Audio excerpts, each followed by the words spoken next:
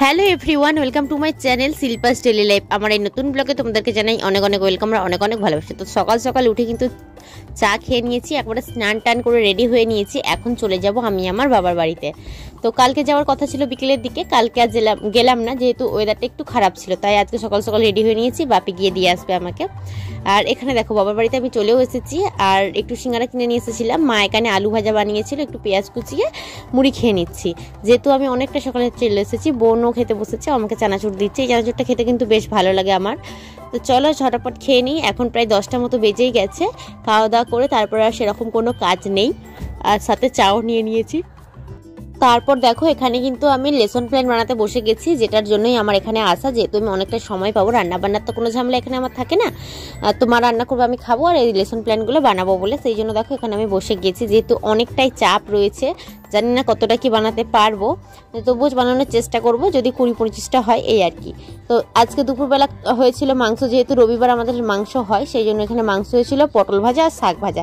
এই ছিল আজকে দুপুরের মেনু। চলো খাওয়া দাওয়াটা করে নিই। তো খাওয়া দাওয়া করে ঘুম দিচ্ছিলাম, তারপর দেখলাম ভাই ওপরে এসেছে, ও নিয়ে এসেছে মিষ্টি আর সিঙ্গারা। তো ও খাচ্ছিল, ওর থেকে আমাকে একটু ভাগ দিল, আমিও একটু খেয়ে নিলাম।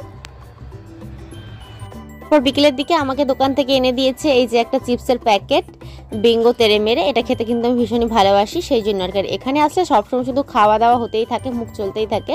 বিকেলবেলা বাপির একটু বাদাম ভাজা খাওয়ার শখ হচ্ছিল, তাই ভাবলাম একটু মা এনে দিয়েছে, বললো একটু ভেজেতে গরম গরম, তাই জন্য ভাজছিলাম এটাকে। আর বাদামগুলোকে কিন্তু বালিতে ভাজলে তাড়াতাড়ি হয়, তা না হলে শুকনো খড়াই যদি ভাজতে যাই একটু সময় লাগে। তো সময় নিয়ে নিয়ে ভাজছিলাম, তা না হলে বাইরেটা চুঁয়ে যায়, বাট ভেতরের দিকটা না সেরকম হচ্ছে ক্রিস্পি হয় না, সাতানো সাতানোই থেকে যায়। এই জন্য আর কি সময় নিয়ে ভাজছি।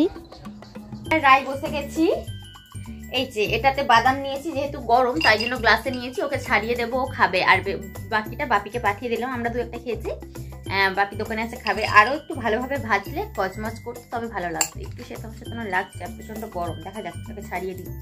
এই যে দেখছো, চলো শোনা মায় না, গরম, হ্যাঁ করে করে খেতে হবে। চলো খেয়ে নিই আমরা দুজনে। আমাকে দিবি একটা? হ্যাঁ খাবো না, বাদাম খাওয়া ভালো জানিস, বাদাম খেলে বুদ্ধি বাড়ে। কিন্তু বাপি একটা জলের যে ফিল্টার হয় কলসিতে মাটির, সেটা এনে রেখেছে, আর আমাদের রায় ওখান থেকে জল নিয়ে নিয়ে খাচ্ছে। আর ও কিন্তু এটাকে বলে তোদের এটা ফ্রিজ, তো সেটাই বলে জল নিয়ে নিয়ে খাচ্ছিল। তো আমি বলছিলাম তুই কিন্তু লুকিয়ে লুকিয়ে খাচ্ছিস। আর বলো, বাবুরে পুতুল চোখ নাই সে দেখবে কেমন করে, বিচারি চোখ লাগি দেখবে এমন করে।